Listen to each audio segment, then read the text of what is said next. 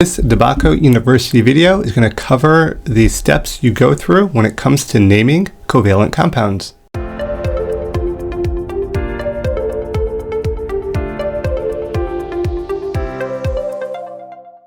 So if you want a real quick summary, here's one provided, but I'm going to provide a little bit better step-by-step guide, hopefully, so you can understand this process a little better.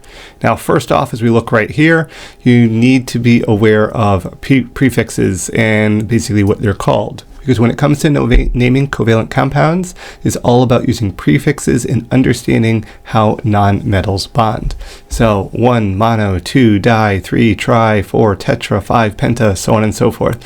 You want to become familiar with these because you're going to need to utilize these for proper naming procedure for covalent bonds. Now, first off, you want to confirm that you're dealing with a covalent bond, because if it's an ionic bond, you got a whole other set of rules. So first off, confirm it's a covalent compound. Is it made of two nonmetals, such as carbon and oxygen? Be a great example of a covalent bond.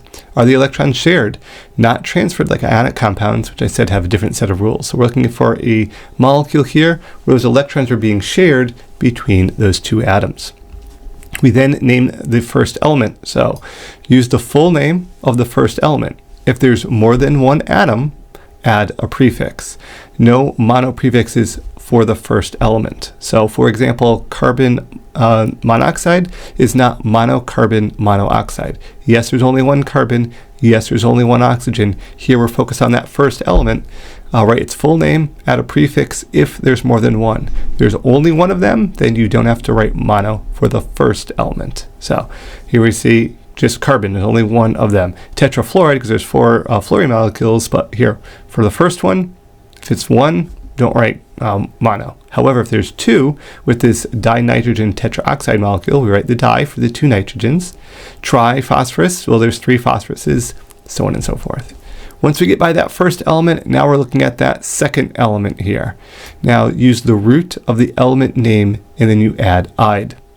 Always use a prefix even if there's only one atom, because as a reminder, here we're focused on that second element. So oxygen becomes oxide, chlorine becomes chloride. Now if there are more than one, we add our prefix, but also if there's one, we add our prefix. So let's go back to that previous example of carbon monoxide.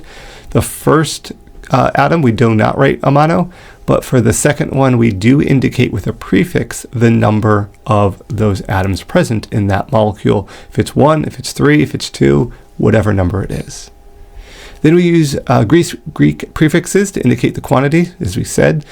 Drop the final A or O in a prefix if the element name starts with a vowel. So for example, monoxide is not monooxide. So you've got that, dropping that O so you don't have those back-to-back O's there.